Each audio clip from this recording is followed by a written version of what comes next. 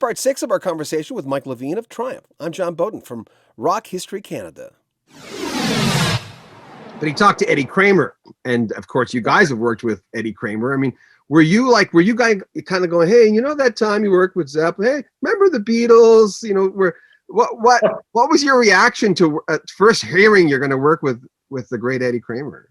Well, I think I negotiated the deal with him. I tracked him down and got him to talk him into it, or he said, okay. So he didn't have a manager, as I remember. He did everything himself. But when we finally, when he came in at the mix portion. We really hired him to mix the album. I think we had a couple of songs that were half recorded, so he kind of worked with us on those. But he was mainly there to be a mixologist. And but Gil would, constantly ask him questions about John Bonham and the sound.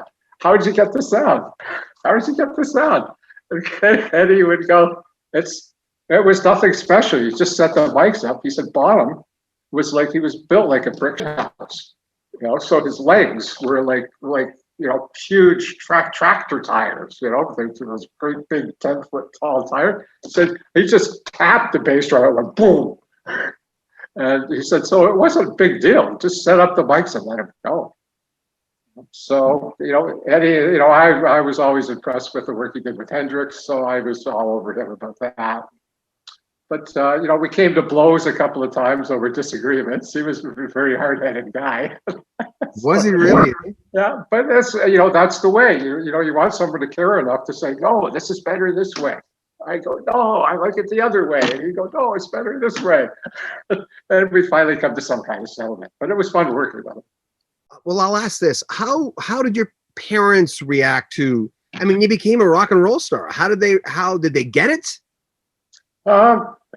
Yeah, I think my dad got it. But my dad was a musician, rest his soul.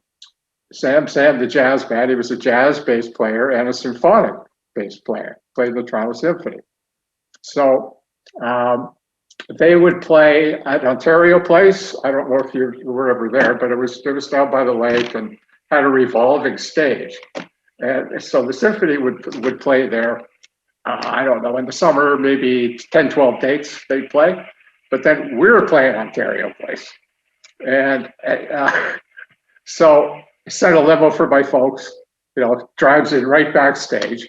My dad gets out of the limo and he says, now I know what you do. He said, I would have to park like a mile from here, way at the other end of the parking lot and lug my bass to work. Now I get it. That's a great story. My mom was a lot of fun, actually. She was pretty amazing. She was sitting beside an A&R guy that was in the crowd at Maple Leaf Gardens that was coming to see us for something. And she's sitting there. And she turns to him and says, you're pretty loud. Aren't they too loud for you? Or something like that. Yeah, no kidding, huh?